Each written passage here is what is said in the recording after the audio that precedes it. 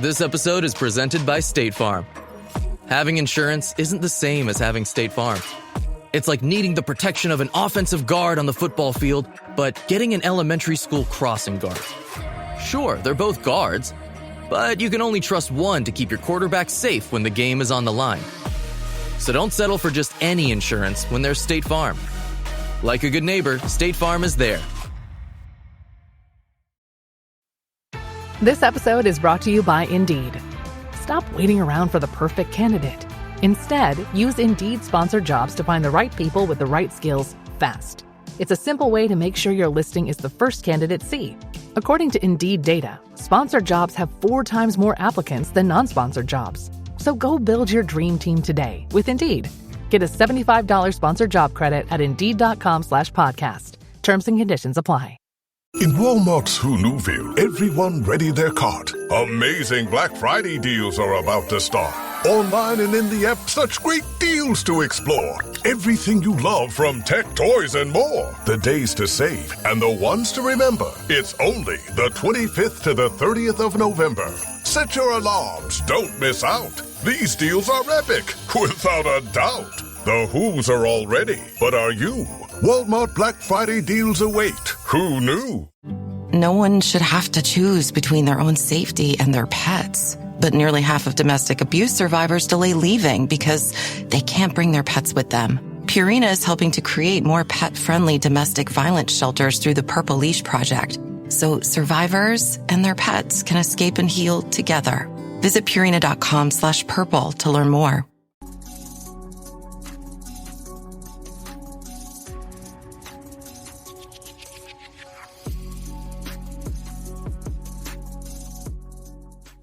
Being a Bears fan and being a Bears podcaster, how much fraud talk you had to deal with this week from the haters? You know what? I see it more in the message boards. I haven't had it confronted to me by Bears fans. I think most of Bears Nation is just so excited. You know, when's the last time we've been 4 games over 500? 2018. So I haven't heard it much from the faithful. And, you know, amongst the faithful, there's still people who are pessimists. You know, the Bears fan that always is waiting for disaster, you know, Samuel Blackwell. So you got That bot? you argue with ChatGPT? outside of it, there's not really a lot of fan bases out there with the NFL experiencing so much parity.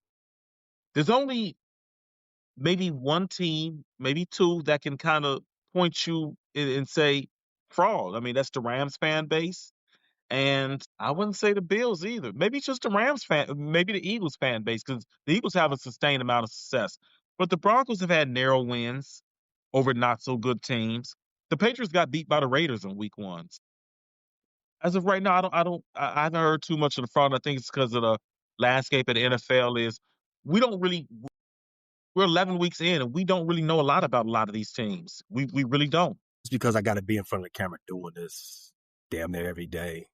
Let me not say like I got to. You know, I do this for fun. You know, You got to. it's a release for me. It's what I do. You wouldn't know what to do with yourself.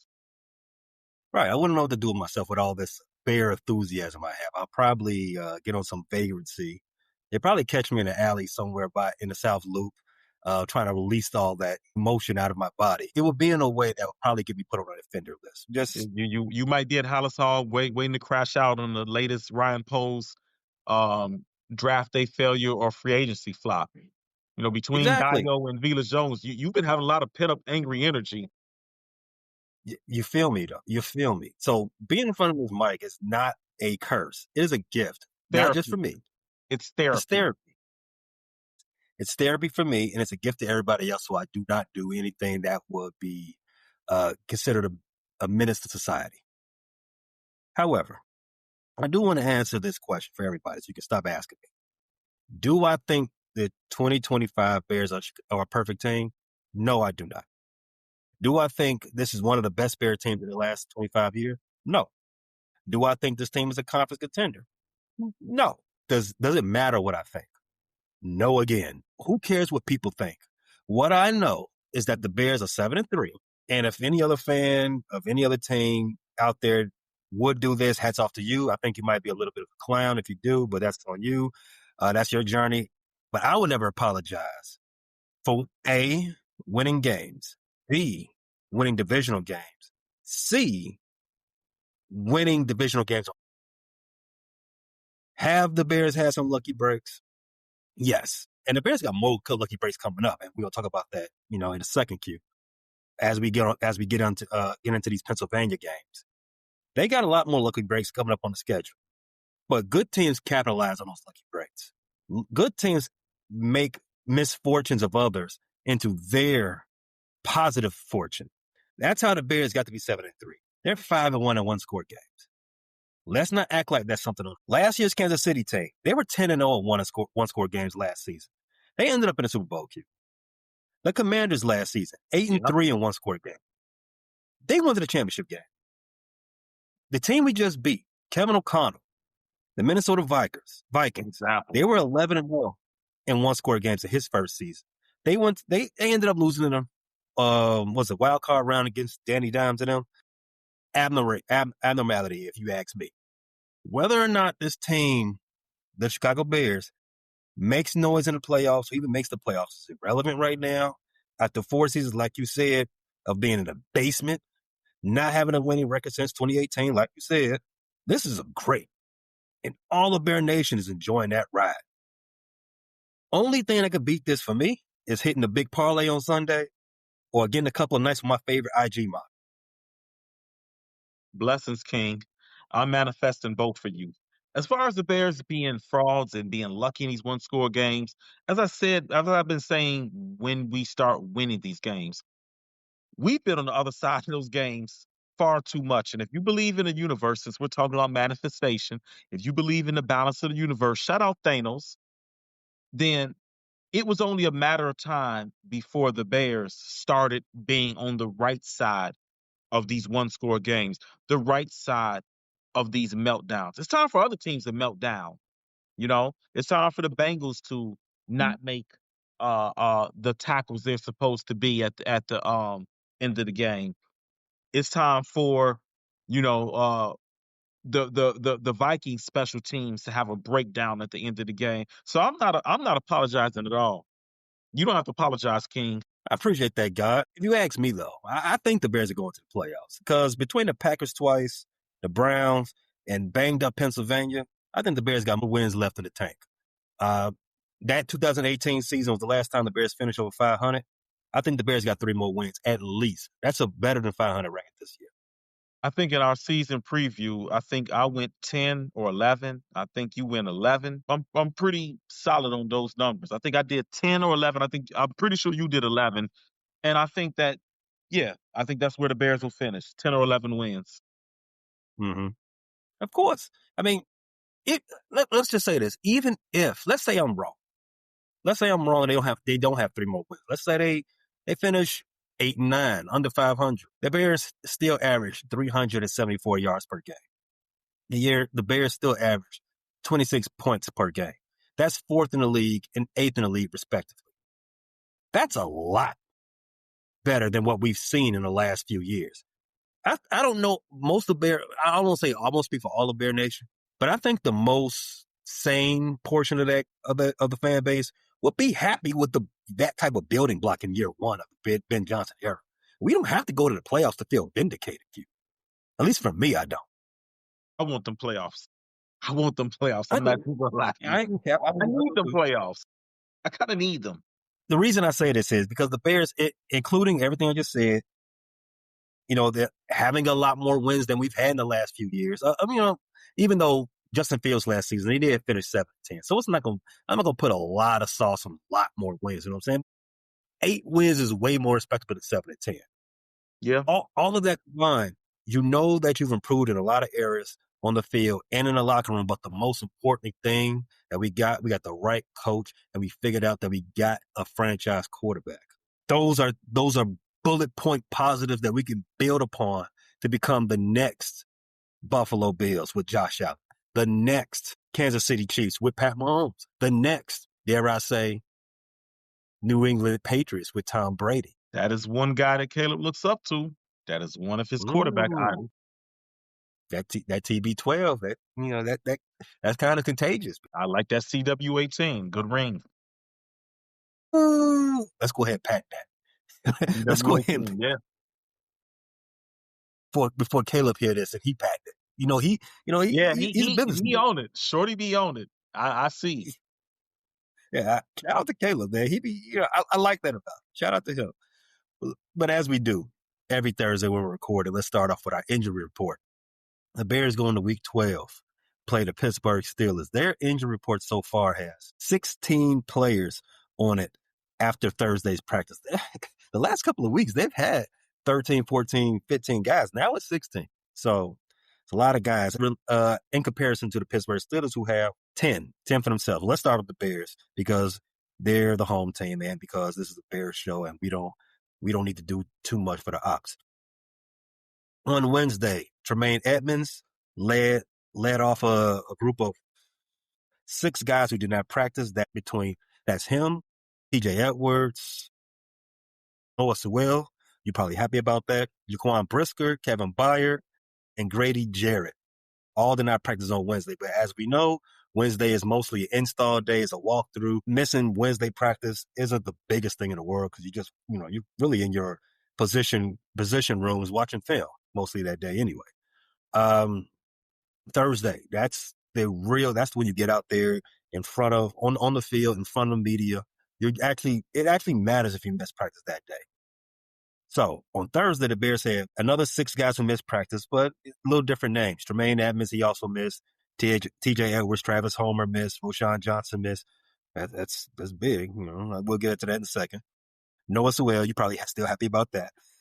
And Joe Thuney all did not practice on Thursday. As we know, if Joe Thuney don't practice, it's usually because he's old and he's getting a rest. So, Q, I named all the guys who did not practice, who hasn't logged to practice this week. What do you think is the most concerning thing so far with that?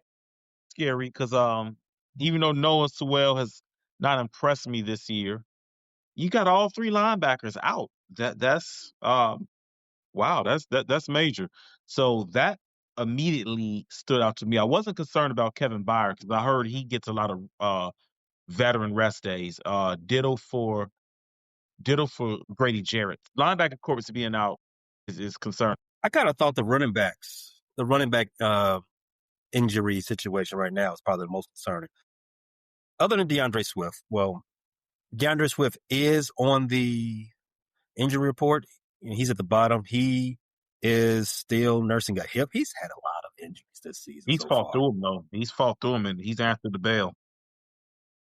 Shout out to him for that. Limited practice on Wednesday. He's a full participant on Thursday. So we knew the Bears were playing with fire coming into the season with only 3 guys really in the running back room, which I bitched and complained about it last year when they had 7 guys break camp in the running back position. I was like, that is extremely running backs. That'll make no sense. Then, I know they listened to us at Hallis Hall because he came back and gave us 3. I'm like, all right, bro, you don't have to make a point like that. Just, split the baby. You know what I'm saying? 3 running backs is absurd in this day and age. DeAndre Swift is on the injury report, and I already said Roshan Johnson is always hurt. He hasn't practiced this week with a thumb injury. Bro, you get hurt when you don't even get snaps. I mean, special teams isn't even. Now, I remember special teams back in the day, the wedge busters, the guys forming a wedge. Special teams was brutal back then. You're standing 2 inches from the other guy on kickoff returns and kickoff coverage. How are you still getting hurt? By my count, Sean is on. I don't even think he's on the punt unit. I think he's on kickoff returns, or he's on the kick coverage, kickoff returns, and maybe one other special. I don't think he's a force phase. How are you getting hurt? This got to be his last year in Chicago. Between not producing on the ground and being hurt, well, what are you here for, bro? And then you got the big pillow on your head.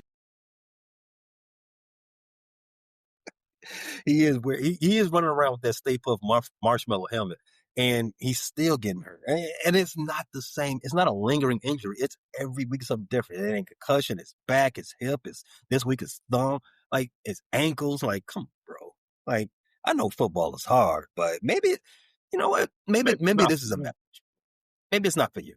I could see if you was that high usage back getting 20 touches a game, my brother. I haven't seen you touch the ball in weeks. I mean, he touched it last week while on a kickoff or something. He did something last week. I thought he got tackled for something last week. It was He's on always special getting teams. blown up. I've noticed on that kick coverage unit. Maybe that ain't for him either.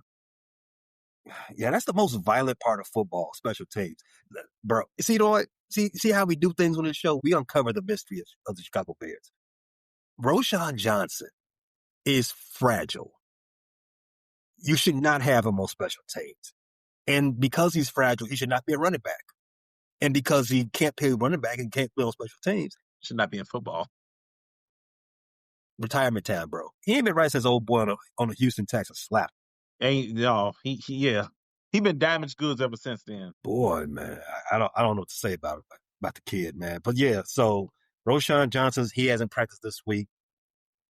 Travis Homer, who technically is a running back, he did get a carry last week, but he's not really in the running back discussion. He's mostly a special teamer. Or special teams guy, yeah.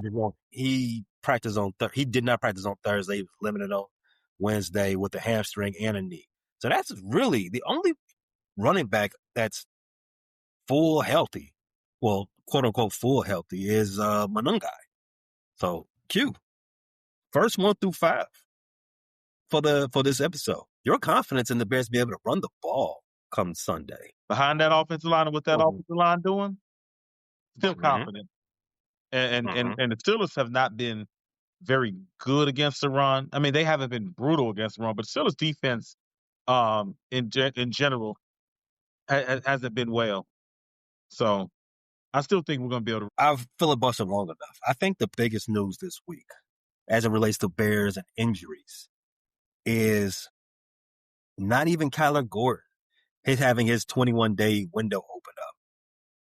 It's Jalen Johnson returning to practice. Definitely surprised. Good surprise, though.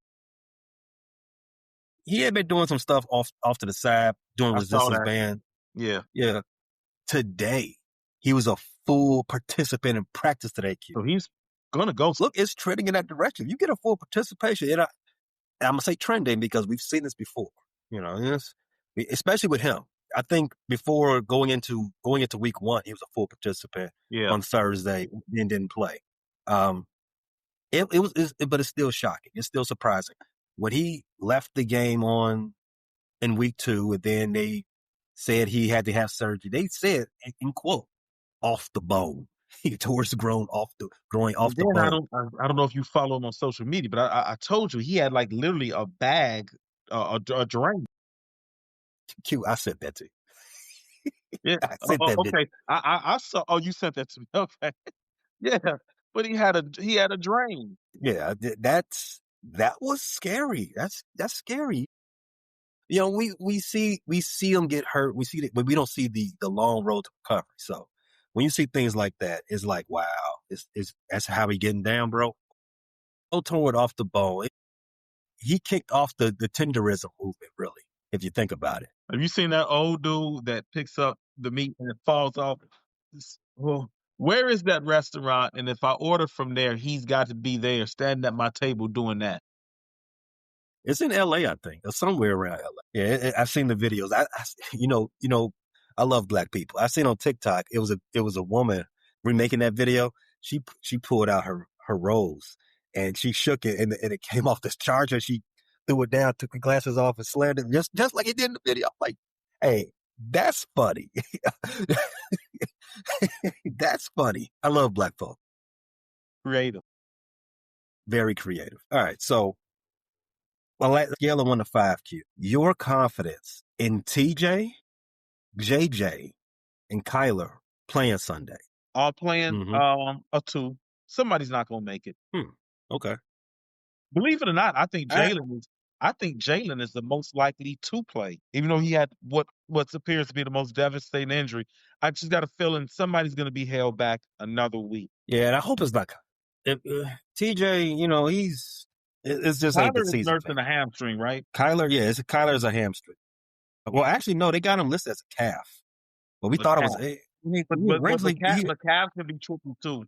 Cavs can be tricky. If it was my decision, Kyler would be the guy I would hold back another week. I'd rather be safe than sorry with Kyler. The thing is with Kyler, when he originally went on IR, I believe it was for a hamstring. Yeah. Okay, but they got to list him as calf. He's been limited Wednesday and Thursday, and I'm holding Ben to his word. When he originally put him on IR, they said that they don't imagine this going past the 4 weeks because they don't think this injury is that type of thing. And this will be his fourth week, right? He was supposed to be back week 12. Okay, so this is the week they got him going back. Okay. TJ Edwards, you're right. I mean, like I said, I don't think this is just not his season. No. Hamstring injuries. And He it's a shame hasn't he practiced. played well when he's been on the field for the few snaps he's been on the field. He makes an impact. It's a completely different defense when him, JJ, and Kyler are on the field. When they're not on the field, you could see how trash this defense is. It is night and day. They are that important to this defense. I think the Bears are top half. At least 16. Oh yeah. I would say with healthy Kyler, JJ, and Edwards, I think they're hovering in that 12 to 15 range defensively of the 32 teams. I don't think that's a stretch at all. Jalen's a all-pro. Kyler is, if you look at PFF and some of these other metrics, he's a top 3 to 5 nickelback. And TJ is probably, I know that he's playing a little bit more Mike this year. I don't know if you've listened. TJ, in terms of off-ball linebackers, if you got 64 in the league, he's in the top 20. So you're talking about guys who are frontline starters. These are guys that are they're much. There's a huge gap between them and the replacement level players that are filling in for them. So yeah, I do think this defense goes from where would you place the Bears defense from what you've seen this year without them? Where would you place them in amongst the NFL hierarchy? Bottom 10? At least bottom 10, bottom 5. Bottom 5. I say bottom 5, but I've seen a lot of trash defenses, so I'm going to say bottom 7 to bottom 8. Yeah. I can only think of maybe 3 other defense that I'm sure the Bears are not better than. The only thing I'm putting them up there is takeaways. Their ability That's the thing. The takeaway elevate them over some of the other trash defenses to me because I got them better than the Raiders and Cowboys. And just because, Bengals. Yeah, the who? Bengals. Oh yeah, for sure. I got them better than those 3 teams. Miami's a little bit more stout, but I got them better than Miami because the Bears take the ball away. So I got them. There's a few teams I have under, and the takeaways definitely elevate them out the bottom 5 to me. All right, some other injury news we got. We did talk about Jalen Johnson. I want to point this out. He has not been activated, but as you said, it's trending in that direction. Jaquan Brisker, he's been a full participant of practice, but he's a regular on the injury report, so we're not really worried about him. With his shoulder injury, same thing about DeAndre Swift. Tremaine Edmonds, he hasn't practiced this week as well, but I feel like that's just whatever. I just feel like they're just holding him out just not to get banged up anymore. Just more of a precaution. He was on the field for every snap Sunday against Minnesota. So I don't think this will work. He's going to play. Yeah, I'm not worried about him. Your boy Sewell, he's probably going to play. Same thing for him. He was out there for pretty much the whole game against Minnesota. Probably just nursing some nicks and bruises. I know that doesn't necessarily make you feel too good, but you're probably gonna see old neck roll out there. I'm here for it. I'm confident that one day he's going to recruit his brother to come play for the Bears. Ooh, fingers crossed. And I hope it's not a Chicago Bulls situation where we finally get the star too late. Right? Yeah, we don't need that. We don't need Orlando Pace. The Bears have done it too.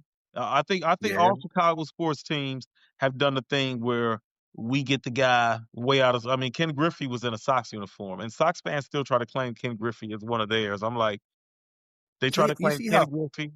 You see how sad it is to be a fan of a Reinsdorf team? See how sad it is? Do you consider Bo Jackson a Sox? Fuck no. No. Hell no. I mean, but the Cubs have done it too. The Cubs got Kenny Lofton, but he's still the playing good Cubs got baseball Kenny that year, though. Lofton. They Well, had no, he was still playing good baseball when we got him too.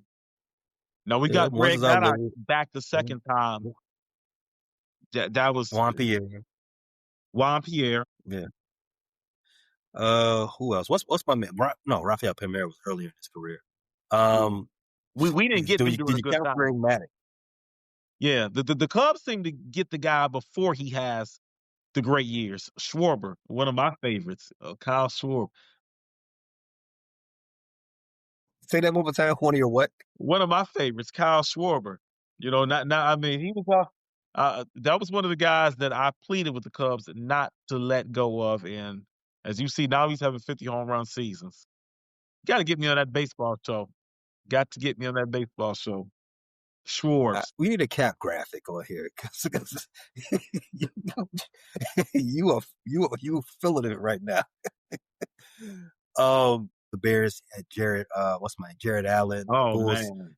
That was so disappointing. That was so disappointing. I don't know between Jared Allen and Orlando Pace, because I had watched them do great things in the league and great things against the Bears. And they came here, man, when I was a kid, I don't know if you remember Brian Cox. Now, he, in his Miami days, he made that neck roll proud. He got here. He was a physical player, but he was just too goddamn slow. He had to run like a 5 flat. I mean, running backs were hitting the gap and leaving him on that second level. Yeah, the Bears did it too. Nobody does it like the White Sox, though. Nobody. Old Ryan story. The Bulls are pretty close. They'll throw you a Dwayne Wade, even in the championship years. Getting Robert Parrish when he was barely able to walk up the court. That's Reisendorf. Remember when John Starks brought his one testicle to Chicago for 3 games? He wore a headband too with the Bulls too, did he? Might have. He is such a bum. Ben Wallace went from a 15 rebound guy at getting 3-4 blocks to getting about 8 rebounds. He was Isaiah Stewart by the time he got here. He might not even been Isaiah Stewart. He might not even been that. I was arguing with somebody that tried to say the Ben Wallace acquisition was successful. You can have that one. Yeah, okay. Kyler Gordon, also just like Jalen Johnson, he has not been officially designated for return, but his window is open. Fingers crossed if he can come back. All right, let's move off the Bears injuries real fast. Let's talk about the actual biggest injury. Yeah, I could say that. Biggest injury coming into this game. Aaron, your boy, Rodgers. Broken left wrist. He did practice on Thursday, and I hate that. Stop playing around. Are you going to play or not? Are we looking for Mason Rudolph? He's the old man. He's going to play. He's not going to miss this for the world because in his mind, no matter what state he's in, he can go out there and put belt to the Bears. He wants to give a middle finger to Soldier Field before this is probably his last year. And this is definitely his last time playing in Soldier Field because the Steelers won't make it. The Super Bowl's a neutral site anyways. But this is definitely his last time playing in Soldier Field. Aaron Rodgers is so cocky and arrogant that he thinks he can go out there with a bad arm and do what he's done to the Bears far too many times. He's playing. I can't wait for him to end like Brett Favre. Fingers crossed. Wait, when you say end like Brett Favre, you mean having his season end again in the dirt because the Bears put him in the ground, or his story ending with Alzheimer's and trying to defend himself from breaking the law? Both. What do you mean? Both? Okay, both, yeah. I'm with that because, Aaron is bound to say something ridiculous and, it'll cause a national crisis and you have to walk that back. He's blaming it on his Alzheimer's. Or his drug. So, heavy drug use, yeah. Do that too.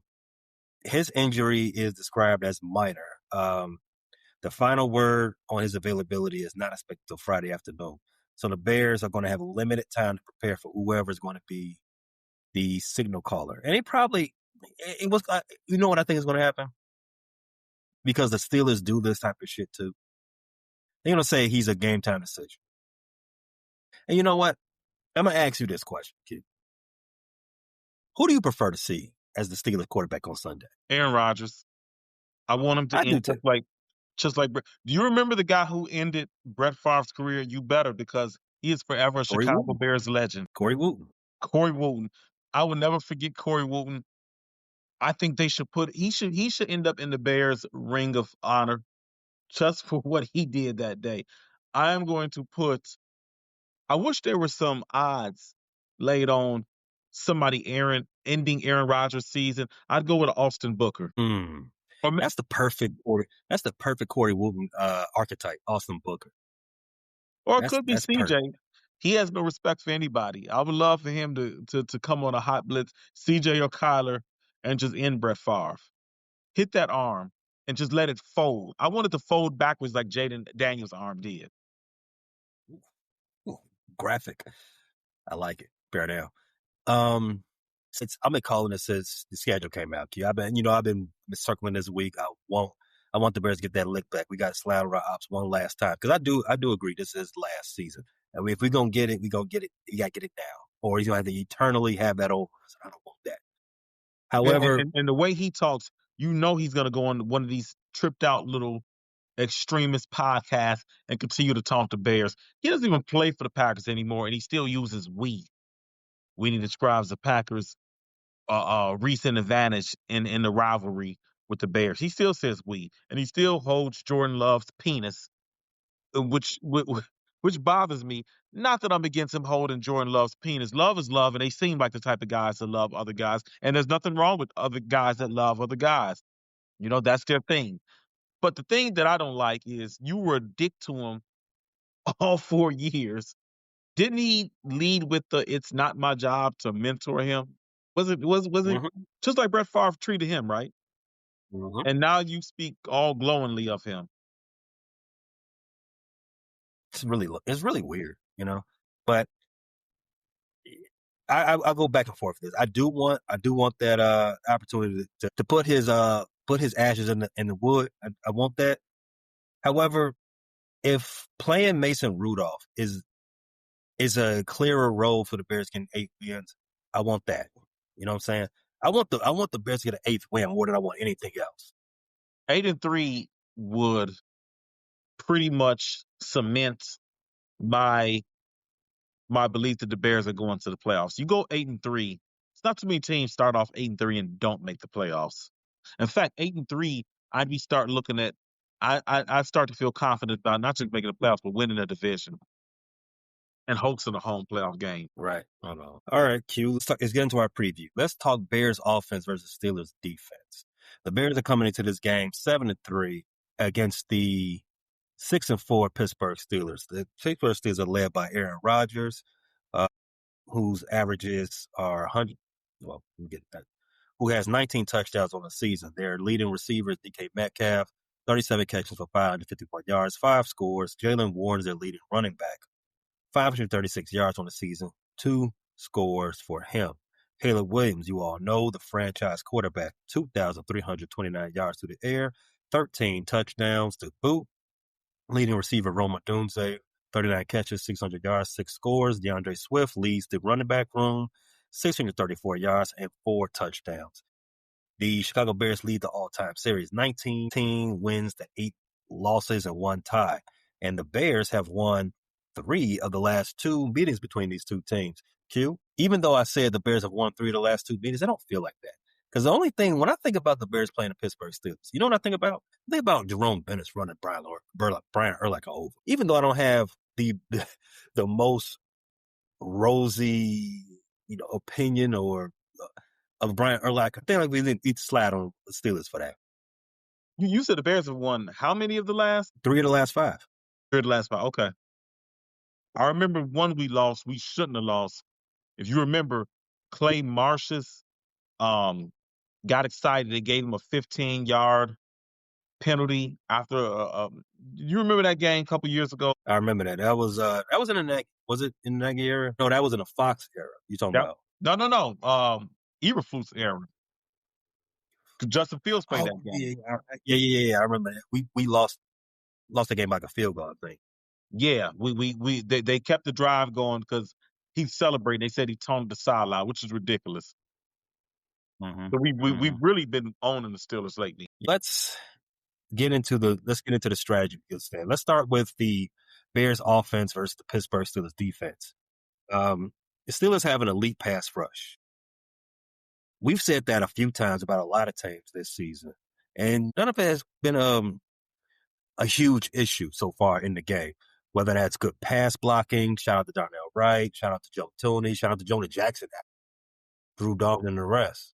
Not so much you, Theo. Get your act together. And shout out to Caleb Williams being able to wiggle out of some bad situation. Twirl, right? The Pittsburgh Steelers have an elite pass rush, and they also can force their opponents to turn the ball over too.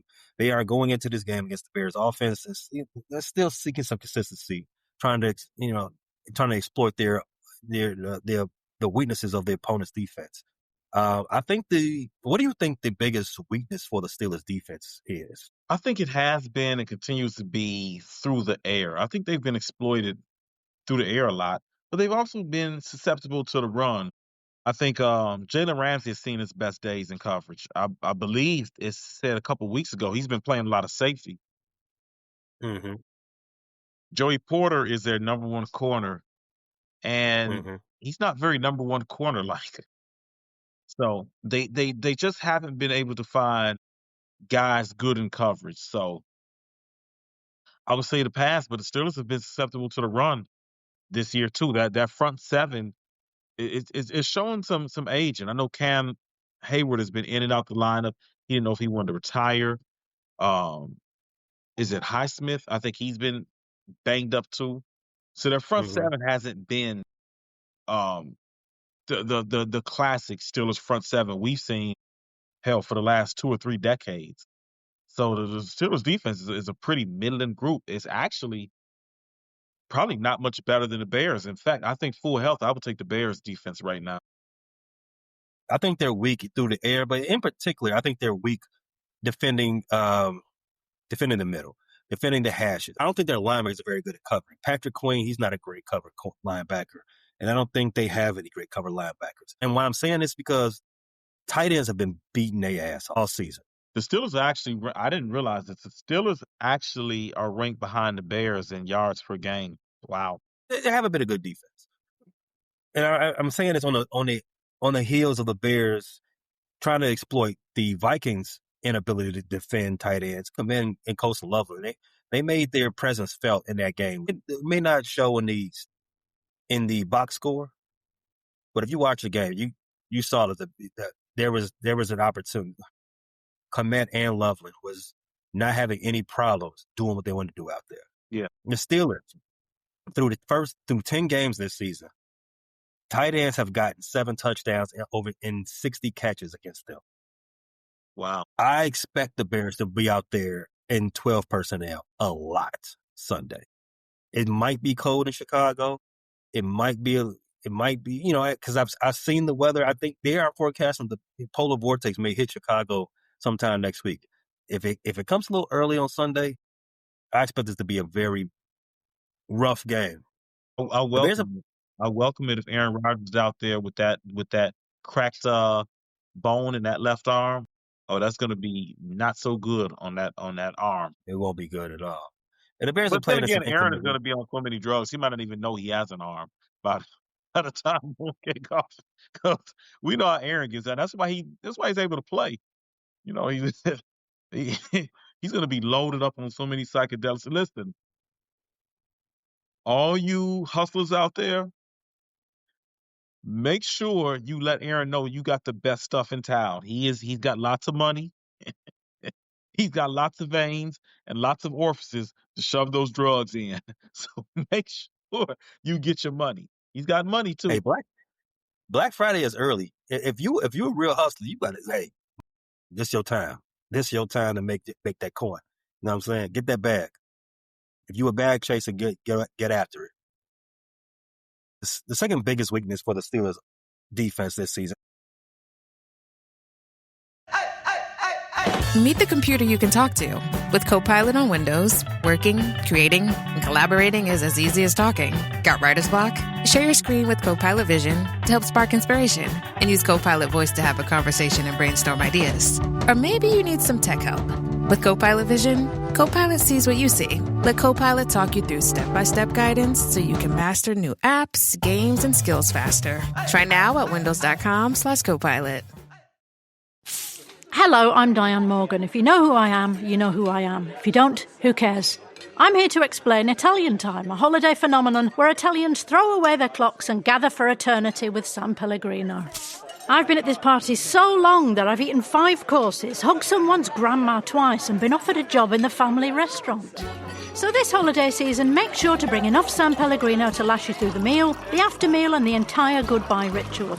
San Pellegrino, holiday on Italian Time. With new, gentler scented Clorox disinfecting wipes, clean finally smells as good as it feels. On everything from lamps to ceiling fans. Even on your kid's toy shark. Oh, ouch. Clorox disinfecting wipes. Now available in crisp lemon. Find it on Amazon. Clorox. Clean feels good. Discover the extraordinary fragrance Ariana Grande REM Cherry Eclipse. Delight in black cherry jubilee, sugared honeysuckle, marshmallow meringue, and glowing amber. Get the perfect fragrance. Ariana Grande's REM Cherry Eclipse, exclusively at Ulta Beauty. Run defense. The Steelers did allow 99 yards to Chase Brown last week on 5.5 yards per carry. Their run defense, they had one good game recently against Jonathan Taylor, but I don't think that's sustainable.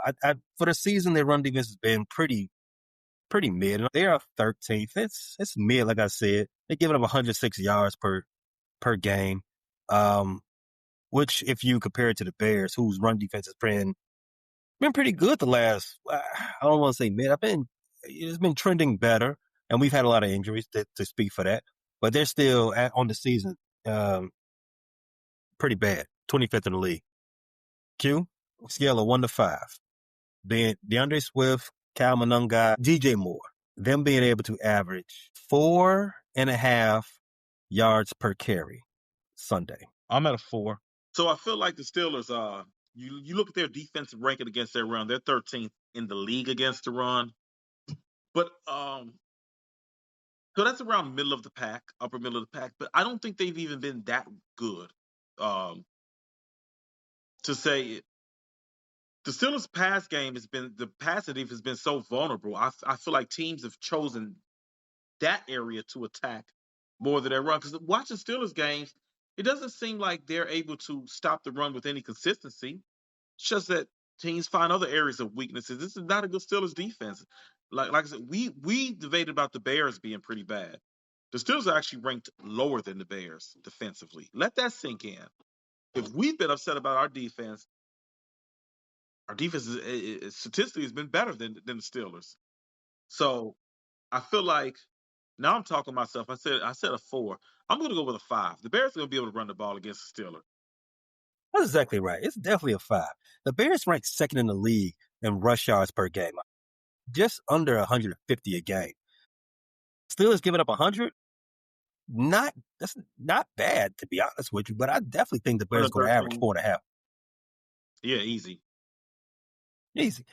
Even that's if just DeAndre Swift, a little bit of Kyle Monunga, maybe some DJ Moore getting in there, and definitely Caleb. Caleb will have to get out the pocket every now and then. Just let him feel you. Because, and here's our segue, I think the Bears run right at TJ Watt. TJ Watt is a great pass rusher. He ain't the greatest run defender in the world, but he's not bad and like that. But this is again what we talked about when we talk about in our Giants game. The way you stop a pass rush is to run right at it. Run right at it. Yeah. Wear him down and make him think about some things first. And let's segue right over to invading the pass rush. So I did say earlier, the Steelers are pretty good at getting to the quarterback. Nick Herbig, TJ Watt, Highsmith, Alonzo Highsmith, and all the rest of them. Steelers have always been an exotic blitz team, and this is no different. To mitigate the sack threat, the Bears will need to utilize the slide protection as they've been doing all season, and they got a chip definitely the chip to help Theo out. Theo, if there's one thing, you can't have Theo messing up twice. You can't have him giving up pressure and getting flagged. Do one or the other. And I think they can help take some stress off him by continuing to come out there in that 12 personnel, continuing to chip some guys over there, pump them up, get Cole Kmet over there, push a guy, and break out, get flash out for a check down. And sidebar, Caleb was excellent last week at hitting the check down. I know the final box score didn't look great for him, but he played a lot better than the stats did indicated. Exactly. And I actually saw that mentioned by a couple podcasters who aren't Bear podcasters. I saw that mentioned. I can't even remember I can't even give them their flowers. I can't think of who they are, but they were somebody following the AFC team, and they happened to watch the Bears versus the Bears game last weekend. And they said the stat box is going to show it, but Caleb was much better against the Vikings than the stats are going to show. Mm-hmm. He made some big throws. He didn't take any crazy sacks. He got out under pressure when he necessarily needed to. And I think this is the Caleb we know. Every week that we come into the game, we want him to complete more passes. But I think we're at a comfortable place in knowing that the other things he's gotten he's going to hit the right guy most of the time. He's going to get the check downs. He's going to get guys lined up correctly. He's going to feel the pressure in the pocket. He's going to not take bad sacks. At least those things we are moving on from in his maturation as a franchise quarterback. I'm going to ask you, scale of 1 to 5, your, I guess, fear in the Steelers pass rush versus Caleb and the Chicago Bears protection scheme? The Bears have faced, the Bears just faced a better front seven and a team that's better at getting to the quarterback. You said confidence level and I'm going to go with a 4. And I know TJ Watt is there. TJ Watt is not having a monster season, not a bad season. He's got 6 sacks right now. So in 10 games, he's still going to finish with 10 sacks. But, TJ's capable of the 18-20 sack range. Uh-huh. I say that because even talking with the Steelers guy on the Steelers pod, one thing about TJ Watt is he really doesn't move up and down the line. He pretty much stays at that left defensive end spot going up against the right tackle. Theo Bennett is our weak spot on the line. It's not Darnell Wright. TJ Watt is not going to have a signature game against Darnell Wright.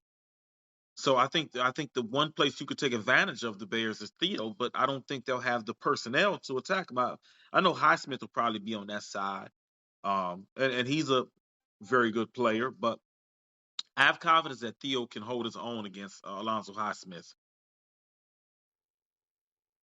You said the Bears should attack him through the air. They're I mentioned that the Pittsburgh Steelers are very vulnerable when it comes to defending tight ends. Over under 8.5 total catches for Cole Kmet and Colson Loveland for 75.5 yards on Sunday.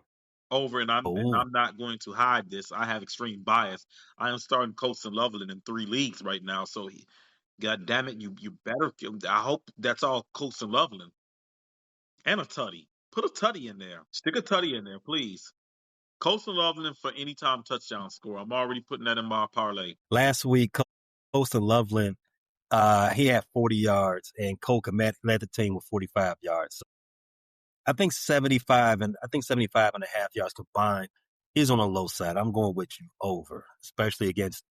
That's how they did a team that also struggles with covering tight ends. This team it seems even worse. So I definitely think the Ben Johnson knows that, and they're going to scheme that up.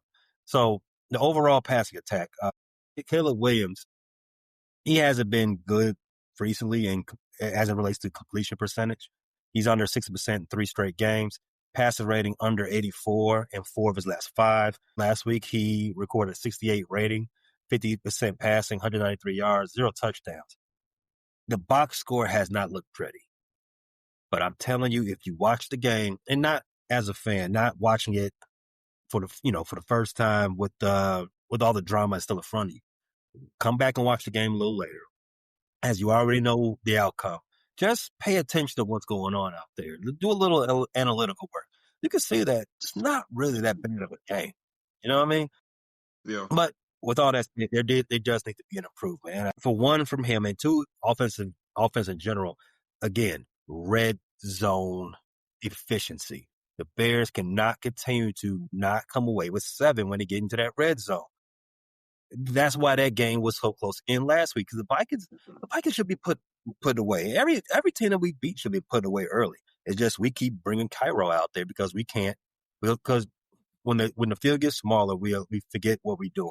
We forget how to stretch a guy out. I think this week with those 2 huge tight ends, I think we get them on the side of a field by themselves and play a little basketball, Q, once we get into the red zone. I would love that. I don't know if you noticed, you were talking about a lot of 12 personnel. The Bears actually were in 13 personnel a few times last week, too. You saw Durham Smith sightings, and they were able to run really well out of those personnel groupings as well, and even able to pass out of 13. Yeah. Other than that, Caleb Williams does need to be a bit better in hitting the big play. You know, a lot of his down the field passes are a little bit too straight. I need to put a little bit more arc on it, and all of that comes with just more practice with your guys. And I'm not all the way concerned with that, but there is room for improvement. In conclusion of this segment, we both think the Bears can successfully establish the run against the Pittsburgh Steelers, use their tight end strategically, maybe in the red zone and in some high point situations, and definitely not put themselves behind the stakes by taking sacks. I don't think we fear that too much. Let's move on to the defense, Q. Like I've said a few times earlier this episode, the Steelers' offense has not been particularly good this year, and I blame Aaron Rodgers all for it. He's washed. The Steelers went back again to get a 1-year rental, like they're actually grooming their own. They thought they was getting MVP Rodgers. They got New York Jets Rodgers. He may not be a malcontent in the locker room yet. The final story on that is yet to be written. But he ain't like that guy anymore. They could have kept Justin Fields. You know what? Let me not even go down that path. Because Justin Fields looks, whoa, let's not talk about it. Got benched for Tyrod Taylor, man. Damn, I hate that for him. Yeah, I absolutely hate that for him. Because that means he's definitely going to be a backup next year. But it's over. It's over for my boy Justin. He might want to show that he can return kicks as well. I'm not going to go that far because Mitch is still out there running around as a backup. You know what? Right, man. He could go to Buffalo and beat Mitch out right now, easy. But then again, Mitch. I don't know about that. Here's the thing: Mitch is in a comfortable spot in Buffalo. He's probably fluffing Josh Allen and Sean McDermott, and he's in commercials. And Josh Allen never gets hurt, so they don't even care about having a backup. And if Josh Allen did get hurt, the Bills, as much as they center that offense around Josh Allen, they'd be finished anyway. So it doesn't matter who the backup is. So you might as well get somebody you like. They like Mitch. Yeah. So usually backup quarterbacks don't lose their job. Once you're in a good spot and they're comfortable with you as being the backup to the actual franchise quarterback, you stay there. That relationship is pretty safe, right? The Bears' 3 losses. In the Bears' 3 losses, the team has scored at least 27 in each time. The Pittsburgh Steelers average 24.5 points per game. I think they've only scored over 27 3 times so far this season. They are averaging less than 200 yards per game. Shout out to Aaron Rodgers. You washed. They are averaging 88 yards per game.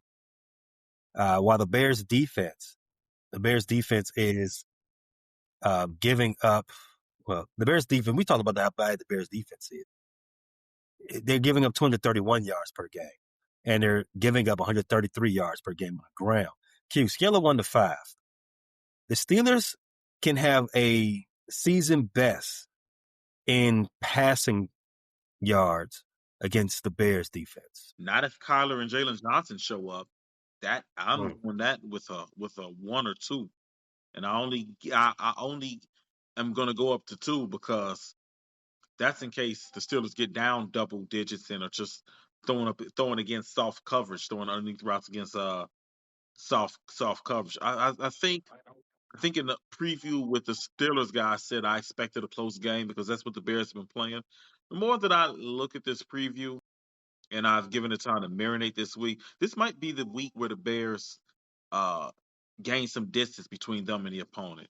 I can see the Bears winning this by 2 scores. Oh, you're getting ahead of yourself. I am. Getting Warming up. yourself. So it's a 1 right now. That's how you feel about their ability to be able to move the ball in the air against the Bears defense, especially if we get our guys back. We got our horses back in the secondary. That's how you feel. What about rushing the ball? What about Jaylen Warren against the Bears rushing defense? Jaylen Warren is a pretty solid football player. He's played good. The Bears' run defense is actually looked like a respectable unit the last few weeks. I'm not going to say good. I'm going to say a respectable unit. So I feel like the Steelers will be able to get a few yards on the ground with Gainwell and Jaylen Warren. Nothing crazy. Like the Bears were at a historic pace early in the season for yards per carry. What were they giving up, like 6.5 yards per carry? I think I'd said that in either the 4th or 5th review episode. If the Bears continued on that path, it would have been the worst in franchise history as far as yards. I think it was going to be worse in modern NFL history. Yeah, right away. I think it was. Yeah, like you're right. It was about 6. It was up there. It was terrible. Yeah. Now they've fixed a lot of the problems in the rush defense. Like I said, they're not a great run defense. They're not even a good run defense, but they are respectable. So I think the Steelers can run the ball too, and the Steelers will go. That Darnell Washington is a big, huge man, and he shows up when he's running an open field. He shows up when he's blocking. So I think the Steelers are able to move some people, and they'll be competent on the ground. So I'm gonna go with a 3. Okay. So the most notable thing for the Bears defense so far this season has been forcing turnovers. They are still leading the league in turnover differential. They are plus 16. Just for S&Gs, the Pittsburgh Steelers are 4th in that category. They're plus 8. But Bears overall defense, but the Bears have also showed improvement recently in recent games at minimizing scoring for their opponents. Even though we just talked about their numbers are still trash. They're towards the bottom in most defensive categories. But I do think there's an opportunity to have a bit of a stat day. Back when I played sports and we played a weak squad, we would call that, stat day. We don't get our numbers up. We don't get our numbers up against the squad. I think the Bears defense has an opportunity to get their numbers up against the Steelers. Yeah, and the most significant factor in that is we talked about them early, the potential return of Jalen Johnson and Kyler Gordon. If they come back, it's going to put a battery in Dennis Allen back to really get freaky with some of his coverage calls. Kyler Gordon is a crazy chess piece. Can you imagine Kyler Gordon and C.J. Gardner-Johnson? I don't know who would play nickel. Wrecking havoc.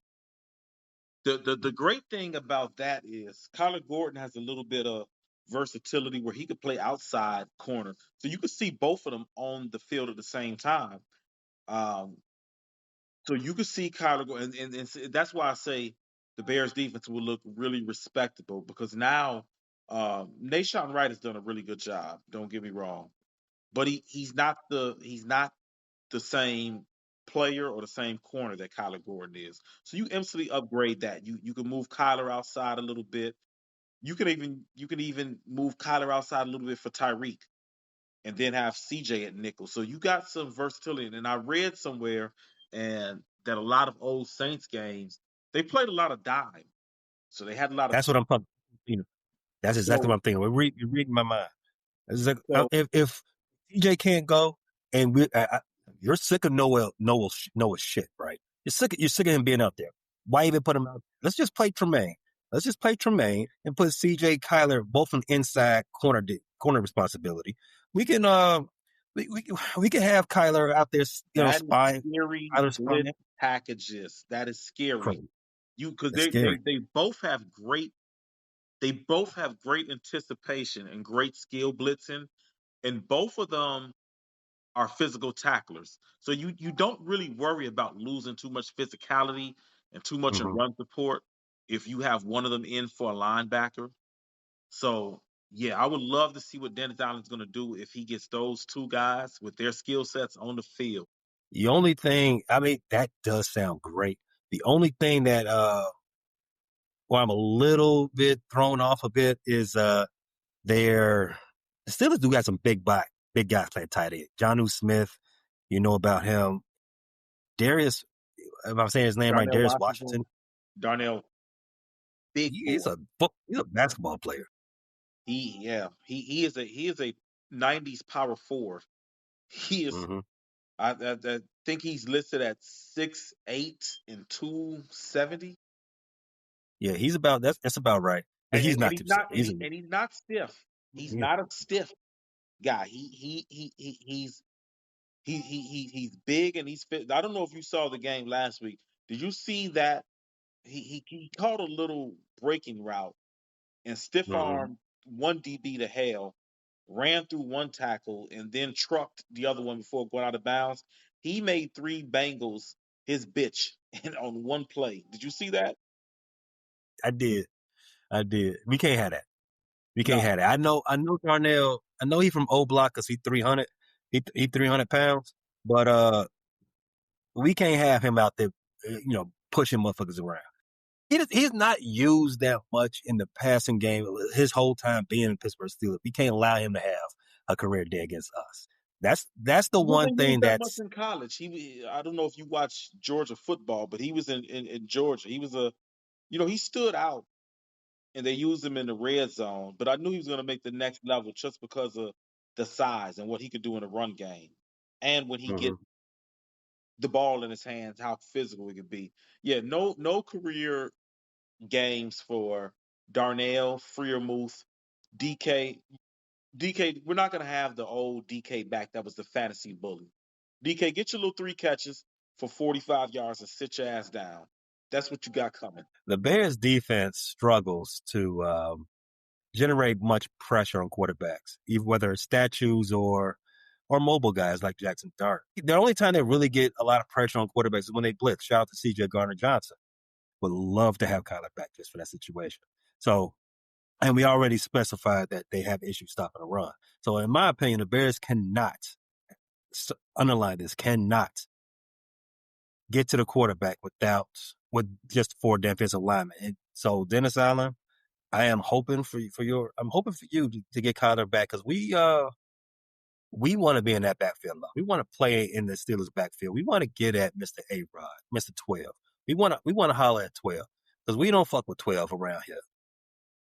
We only talk to 11s and 13s, no 12s. Bear down. Defense has struggled against the run. They're giving up 5.2 yards per attempt. They allow 7.5 yards per carry and a touchdown to Jordan Mason. We talked about Tremaine Edmonds on the injury report. He hasn't practiced this week. Neither has TJ Edwards. Over under Q. Jaylen Warren averaging 5 yards per carry against the Bears run defense. Under. I don't see him. I don't see him doing that. Especially we're getting guys back under. I'm not saying that he won't be effective, but he's not going to be breaking off 5 yards to carry against us. Let's move over to the passing offense. I don't think the rushing offense is. I don't know. I'm not convinced that Jaylen Warren is that guy. I don't think the Steelers even have him as the guy. I just think he was the best they had in the offseason. You say whatever, bro. I don't think he's the running back of the future. They're going to do him the same thing. Caleb Johnson, but he hasn't emerged. No, he's weak too. You know what? And I remember him at Iowa, and I remember hearing a lot about him being potentially a draft target of the Bears. I never wanted Caleb Johnson. That was never the running back that I desired um, for the Bears. I said Aaron Rodgers was washed earlier. And let me qualify that with some numbers. For the last, I don't know, since Aaron Rodgers won his last MVP, he's been extremely careful with the ball. His interception numbers have been so low because anytime anybody's come close to him, he throws the ball away, dirts it, or whatever the case may be. Like, that's on one hand a savvy vet move. On another hand, that's telling you right there is like he not that guy anymore. You know, he would sling that bitch around when he was in his prime. He's well past his prime now. The boy's washed. Funny you bring that up because I've been listening to a lot of Steelers material, pods, radio in the week leading up to this. And Aaron Rodgers, statistically, he's putting together what seems like a respectable year. If you look at just numbers, stats in a vacuum. But when you break down and look at the film, like you said, whenever somebody gets near him, he's dirting the ball. He's not risking putting it in the air. He's also not throwing downfield a lot. That's part of the reason why the Steelers are using 3 tight ends. He's very comfortable throwing in the flats, checking it down. He's getting rid of the ball quick. He's not waiting for routes to develop down the field and taking a chance getting hit. He also doesn't move like he does. So, yeah, I understand why you are really driving home this washed point. And I know some of the listeners probably will, go and look at stats and say, well, look, he's doing it. No, it's not. The stats aren't indicative of what he is anymore. He knows how to play quarterback, and he knows how to. I had this conversation with someone else. Aaron Rodgers knows how to stat pad, and I mean that, that's not taking a shot at a rival. That's looking at what he's done the last 4 or 5 years. Like you said, he doesn't allow anybody to get close to him. He dirts the ball. Touchdowns this season, 7 interceptions. And that's a lot for a guy that doesn't take chances, by the way. 7 interceptions is a lot for a guy that's not throwing down the field or putting the ball in tight windows like he used to. Less than 200 yards per game through the air. He doesn't move around that well anymore in the pocket. So if the Bears got an opportunity, 15 yards last week. DK Metcalf is probably having his worst season as a pro statistically. For being healthy all throughout the season. Well, there's no point in DK being paired with Aaron Rodgers. DK is a guy that we know what DK wants to do. He's not the most agile guy at the top of the route. He's doesn't have great footwork. He's not going to. He's going to want to run slants. He's going to want to run go routes. He's going to want to run post and deep outs. That's DJ's bag. You're not going to get a guy running sharp, crisp curls and digs and arrow routes. That's not what DK is. That's not what he's ever been. Nope. And like I said, Rodgers he's at this point in his career, he doesn't really move around the pocket very much. When he was younger, he had very good pocket presence. Now, like I said, if you sneak up on him, you may be able to pop him. But if he sees you come, he's on dirt the ball, which is a waste down in my opinion. Can we address what Aaron Rodgers is now? Pussy. I agree with that. Not only do I think he's exactly what you said, he's vagina, but he's also you're full of shit. Shout out Tiff. But let's talk about Mason Rudolph, because he may or may not be QB1 come Sunday, and he may or may not get some snaps Sunday. He came off the bench last week for Aaron Rodgers after he got hurt. He threw for 127 yards, 1 touchdown, had a 118 rated Q. I don't know how many times you've seen Mason Rudolph play for the Steelers or what other team he went to briefly. Mason Rudolph, is he actually the most dangerous quarterback they actually have coming into this game? Should the Bears actually want to see Aaron Rodgers versus actually playing Mason Rudolph? You bring up a good point. Mason Rudolph, he wasn't very good for the Titans last year. The Titans they still have. They have things going on with the personnel organization that will make it hard for any quarterback to succeed, let alone a mediocre one. Mason Rudolph, in his time with the Steelers structured offense, supported by a run game and a good head coach, because Mike Tomlin's a good head coach, he's actually done well. So it's hard for me to say flat outright that Mason would be better than Aaron Rodgers, because despite Aaron Rodgers being washed, not being the same quarterback, manipulating things, with the stats to make it seem like he's better than what he is. He still has the high IQ on the field. Aaron Rodgers does. So I really think that's kind of a wash. I think Mason might actually be more dangerous down the field, but I think Mason might end up putting the ball in harm's way more than Aaron Rodgers. And the Bears have been really good at taking the ball away. So I don't think the Steelers have an advantage either way at quarterback. No matter who plays quarterback, the Bears need to focus in on Kenneth Gainwell and Jalen Warren coming out of that backfield. They're pretty much the guys who run this offense. Shout out to DK Metcalf. But Kenneth Gainwell, he's last handful of games, he's been pretty much their best offensive player. Last week he was a top pass catcher. He had 7 catches for 81 yards and 2 touchdowns last week. We know Kenneth Gainwell for his time with Philadelphia Eagles. For the Steelers, he's been pretty good. He's been a very good free agent pickup. Now, Washington last week, you talked about that big play he had. He had 7 yards last week. DK Metcalf, he's averaging about 50 yards every week. He had 49 last week. He has not topped 56 yards in 5 straight games. We can make this a 6-4. Bear down. Yeah. So all in all, I think the Bears defense must commit to stopping the run. Jalen Warren, Kenneth Gainwell. They must and got to rely on secondary to make a. I think we need our secondary to make a big play for us to really stamp this game home. I think if Jalen Johnson, Kyler Gordon come back, that's the added boost. But the play of the safeties, Brisker and Byard, has been tremendous. I am starting to get a little worried about Tyreek Stevenson always being up on an injury report.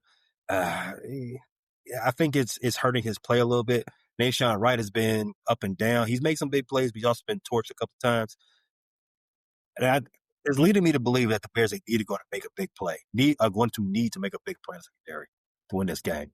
Not that I think because I'm scared of the passing bravado or the passing ability of the Steelers, but the Bears need to put the fear of God into them to make them believe that they can't throw the ball and to make them a one-trick pony and try to run the ball on this bad Bears defense. I think in order to win this game, I want to see them take the ball away, force the hand of Mike Tomlin and Arthur Smith, try to force the hand and make them more of a running offense all Sunday. And to that credit, if Kyler Gordon is back, the Bears running defense is a lot better, Q. I know you agree with me on that. Definitely. All right. Let's have our predictions. Q, we've ran down the Bears' weaknesses, ran down the Bears' strengths as it relates to the Steelers' strengths and weaknesses on both sides of the ball. We didn't talk special teams because I'm tired of seeing the special teams unit for the Bears. Even when they do good, I'm just tired of seeing it. I want to see more offense scored points. But Q, I'm gonna cede the floor to you. Give me your score prediction for the Bears Steelers this weekend, week 12. Bears 31, Steelers 17. The third time the Bears scored 30 this season. And that's who's quarterbacking for the Steelers? Aaron Rodgers. He leaves in the fourth quarter. Does he leave because he's been hurt, or does he leave because he's playing so bad he got yanked? Either way, I am erect. He's limping around. They're down 31 to 10, and he's ready to get up out of there. You know how Aaron does. He's whining. The Soldier Field crowd is getting on him. On his ass. He runs to the sideline. Take me out. My wrist hurting. My vagina's leaking. I need to sit down. That time in the month. Yeah. I'm not gonna go that far with this offense because I got to see it first. I got the Bears 27, Steelers 13. In fact, I'm gonna give the Steelers a little bit more credit. I got the Bears 27, Steelers 19. If the Bears do exactly as I said they do, they get a takeover sometime early in the first half, snatches the confidence away from the Steelers offense, forces them to be one-dimensional, run the ball. I think the Bears lock down after that. the same way they did against the Vikings for a large part of the game, they had no belief in their ability to move the ball through the air. And if the Bears do this again, if we get some better players back in the secondary, no way can the Steelers move the ball against the Bears in their home building. They're going to have to run the ball. And if they run the ball, you're not going anywhere. You're not scoring any points against this team. We don't have to worry about a quarterback being mobile this week, so we don't have to use any energy as what a quarterback spy, use any energy trying to contain. We can go all out and get to the quarterback this week because both of them are statues. Both of them, you get too close, they're going to dirt the ball. This can be one of those dominating, as I said earlier, day to get your stats up. Bears, 27, Steelers, 19. I got 2 takeaways for the defense. One of them, Jalen Johnson. Welcome back. Bear down. Welcome back. Bear down. Thanks for listening to this latest episode from the Frustrated Chicago Sports Fan Channel. Don't matter if you listen to this on Apple Podcasts or Spotify or watch it on Twitch or YouTube. Make sure you like, subscribe, share with a friend, hit the notification bell so you never miss a drop. And to all the guys from Chicago, we say 3 things. Bear down, go Cubs go, and sell the team, Jerry.